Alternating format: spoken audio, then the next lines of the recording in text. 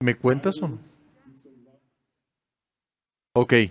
Mm, we're got we're ready. So I'm gonna count again, and we'll start. So 3, 2, 1. Daniel, thank you very much for your presentation and for your rules. They look very simple, but I think they're not so easy to apply. So I want to thank you for being here with us. Uh, this is the advantage or virtuality. Welcome to Colombia, and just share with us this moment. Here in Colombia, we don't talk much about behavioral finance. So this year, in our annual event, we think this is one of the main conferences and one of the main topics we want to share with our clients and with all the people that is connected today with us. Daniel, I would like to start maybe asking you about your role because when I read your job role, your job title, I was very curious. What does a chief behavioral officer do? Yeah. Well, thank you again for having me, and thank you for putting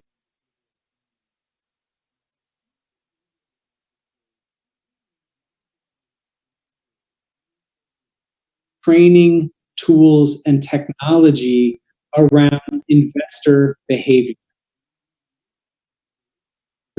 of whether or not tools, the number one predictor is whether or not they are well behaved. Whether or not they are following the rules I set forth today in my presentation. So I try to come up with, training, education, computer software, everything under the sun to help people make those good decisions and stick with those rules. Well, that's interesting. I will ask you about that, about technology and making decisions. But what do you think are the main biases when people make investment decisions? I read your book, actually, Laws of Wealth. So I started reading. I haven't finished it. But you talk about close to 117 biases. So what do you think are the most common or most important biases when making investment decisions? Yes, there's actually more now. There's nearly 200. There's more since I've written my book, and so there's really four primary biases. The first is ego, which is thinking that we're luckier, that we're smarter, that we're better than other people. So this is a form of overconfidence that we talked about a bit in the presentation. The second is emotion. So emotion is confusing the feelings we're having with what we ought to do. So it's natural to have feelings like stress or fear or greed or many different things that we encounter in markets. But learning not to always act on those emotions is something powerful. The third is what's called conservatism. So conservatism is effectively being more scared of a loss than we are happy about a gain. Right? People are 2.5 times as upset about a loss as they are happy about a same size gain. And so that can lead us to do things like overinvest in familiar or to not take appropriate risk. And the final form of behavioral bias is what's called attention, which is really just giving too much credence to the news, right? Tuning into these forecasts, letting the news dictate who should invest too much is that last one. And what do you think? Well, you already talked about rules, and as I was saying, those rules look simple, look kind of easy, but it is not really easy to apply them. Why? We always No. make the same mistakes. We always, in times of high uncertainty, like this year, for example, in March or in April, you always make the same or get to the same mistake. So why is so difficult to apply them, and how could the people that is watching us or me could improve in applying these rules? Yeah. So there's really three things that you need in order to change behavior. The first is education, right? So you need to know the right things to do, and that's why you have presentations like the one I just gave to try and help people understand the right thing to do. The second E that you need is the right environment. So the right environment is the right portfolio, and that's where experts like you come into play to help investors ensure that they have the right mix of assets. Because if they don't have the right mix of assets, it's going to be hard for them to take. The third E is encouragement. This is like working with a financial advisor or another financial professional or a coach to help you do the hard thing at the right time. Because you're right, the rules are but not easy. You look at like something like diet and exercise. The rules of diet and exercise are simple. We all know what we're supposed to do, but it's still hard to exercise with regularity. It's still hard to avoid sweets. So many of the rules of life are simple but not easy. And you need these three things: education, environment, and encouragement. We're talking about technology, and I was reading a book of of Harari that is 21 lessons for the 21st century. So he was saying, or he says in that book, that maybe humans are not being or were not being replaced in industrial revolutions in the past because of intelligence, because the strong or the or some manual jobs can be replaced with machines, but intelligence has made the humans unique and needed for many jobs and many things in the economy and everything.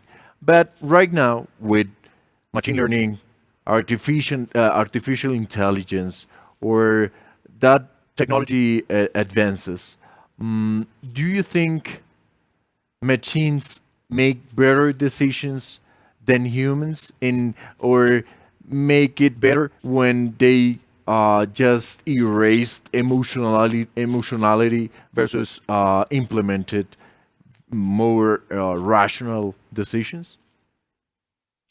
So if you look, it's a great question, and that's a great book. If you look at the man versus machine, if you look at the man versus machine dichotomy, what we see is that machines often do better than man, right? Like computer algorithms can do better than human beings in isolation.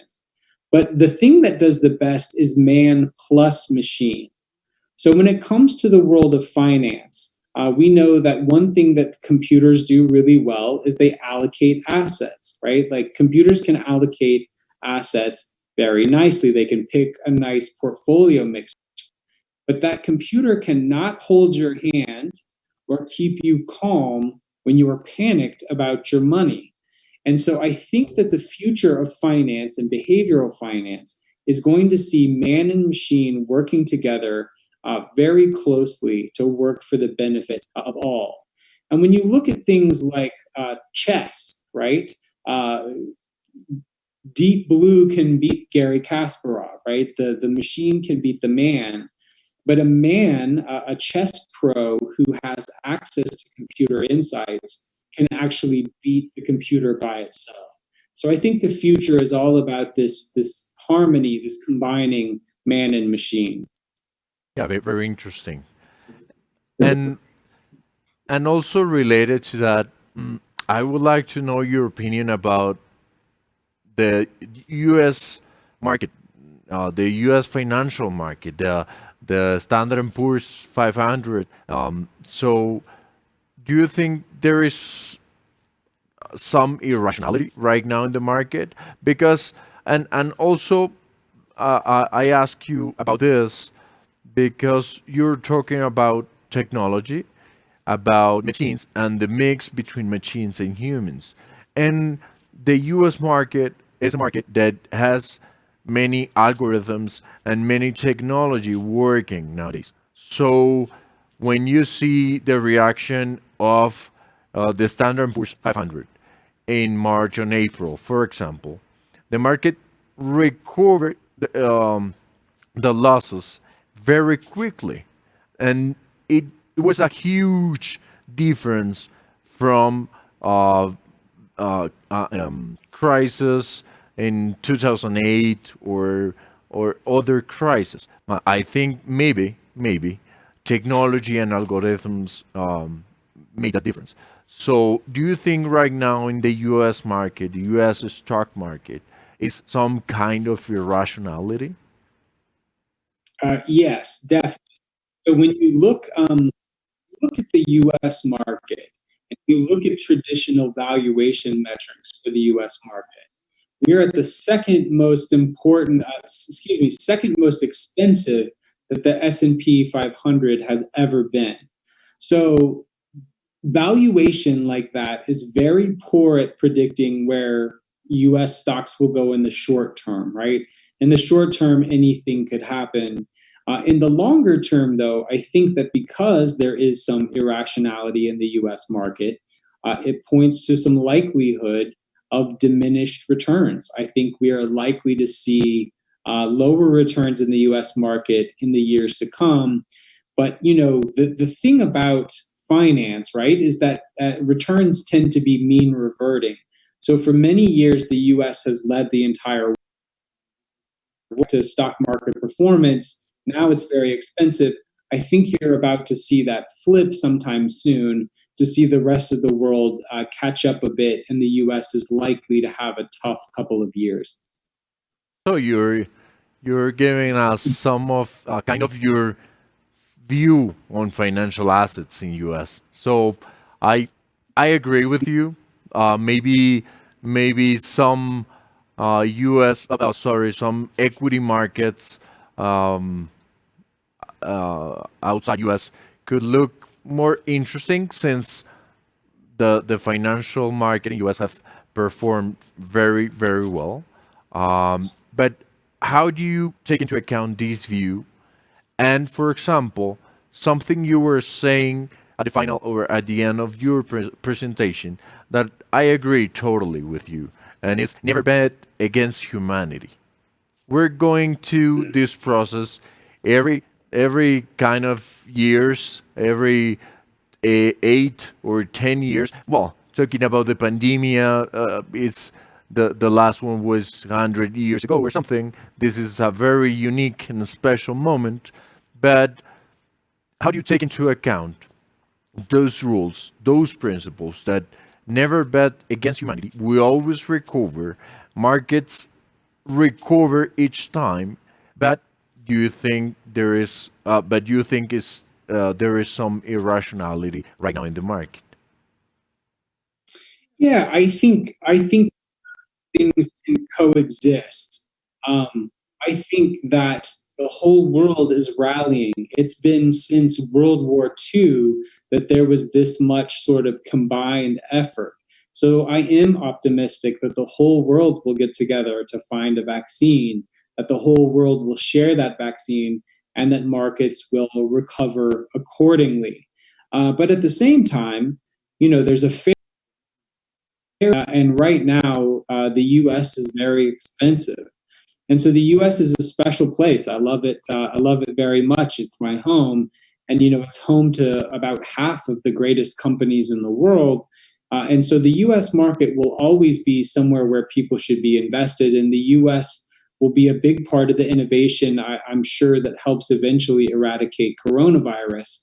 But at the same time, there's a fair price to pay for everything, and you can believe in humanity, you can believe in the United States, and still know that you don't have to believe in it at any price. I think there's a fair price to be paid for it, and we may be well past that at this point. And also, I would like to ask you something. We before this event, we got some questions about the attendees of this event, to the people that is joining us today to this huge annual event we're having, and we saw that most of people were interested in high uncertainty because, well, you were saying education, ego, etc. But what techniques, what lessons, what advices could you give us for dealing with high uncertainty and get it get better results when taking investment decisions or decisions in finance? So in periods of high uncertainty, like the one that we find ourselves in today, usually one of two things happen. On the one, people sort of assume the worst, right? They say, oh, the whole world's going to fall apart. I'm just going to assume the worst, and so anything anything better than this worst case that I've imagined, then so much the better for me, right? The other thing that people do is they become overconfident. They put a false level of precision about sort of pretending to know what will be happening in the world. They say, you know what? Oh, I know exactly what's going to happen in the world, and they operate on that false level of precision. So I think the thing to avoid at a time like this is to understand the human tendency to either be overconfident or to be very pessimistic, and to just stick with our game plan. This is the importance of following the rules that I talked about in the presentation. This is the need to work with a financial professional, is to stick with that game plan and to realize that, yes, we don't know exactly what's going to happen on the one hand, but on the other hand, things are probably not going to be as bad as you have imagined either. And so really trying to strike that middle ground and stick with those rules and know that they apply in good times and bad. Yeah, it is very, very true. And also talking about your books, I would like maybe if you could tell us what are the main messages that you wanted to send to the readers of your books, because you have written about behavioral finance and you have written actually a New York Times bestseller book. So, what are the main messages? Well, besides what we have talked already, but what are the main messages you would like to share with us today? So the New York Times best-selling book that you mentioned was really all about goals-based investing. So it was about this idea when I shared the picture of my family, right? Just understanding that if you can invest with the things in mind that matter most to you, you're going to make better decisions. So the big takeaway from that book is to make investing personal, to make it matter to you, to name your money, to be very explicit about the personal needs that it serves, and let those values and those goals and those people drive you to make better decisions. The latest book is called The Behavioral Investor. And the behavioral investor looks at the biology, psychology, and neurology of the way that we make decisions. So basically, the brain, the body, and even society. And one of the things that I was fascinated to find out during that book, we touched on it briefly in the slide where I talked about sort of happiness, is that so many things impact our decision making. Even something as simple as being hungry or being tired can lead you to make a very poor decision. So doing things like exercising, avoiding excessive alcohol intake, surrounding ourselves with positive people, going to therapy, like all these things can actually make us rich. In the truest sense of the word, we need to be taking care of ourselves and our happiness and our relational lives if we are going to be making the best decisions possible. So every decision is a financial decision, from what to eat till when you go to bed to who you surround yourself with. All of these have real our lives. And I don't think we always think of it that way. Start to. Okay. And Daniel, I would like to ask you one final question. But in this event, we're talking a lot about transformation, about the digital transformation, for example, that the world is living, that Latin American region, for example, was very lag behind, but with COVID-19, it started to accelerate and penetrate a lot many of the businesses and sectors and activities. So we're seeing some transformation and big trends in fintech, in e-commerce, on energy transition, or clean energy and renewables and all this stuff. So, what do you say if you were an investor, for example, that you're losing money on financial stocks, but on banks, on oil companies, for example? You try to apply your rules, your behavioral finance rules, but you also recognize this huge transformation that the world is living and the businesses are living. So, how do you merge all of this and take or make better decisions? So in the second half, I don't think you're there yet, but in the book you've got there with you, The Laws of Wealth. In the second half, I actually talk about a system for picking stocks, picking companies that's based on behavioral finance. And so what it says is we need to be looking at the price, right? We want to make sure we're paying a fair price. We want to look at what people inside of the company are doing. Then we want to look at momentum, right? A lot of the industries you looked at are transformative industries, and things like clean energy, things like financial technology or fintech. These are cutting edge industries. So we want to get great companies with great people at a great price. And so if you can look at all those things together, if you can find something that's got great people, it's fairly priced, and it has a little bit of momentum behind it, I think that is the perfect place to be.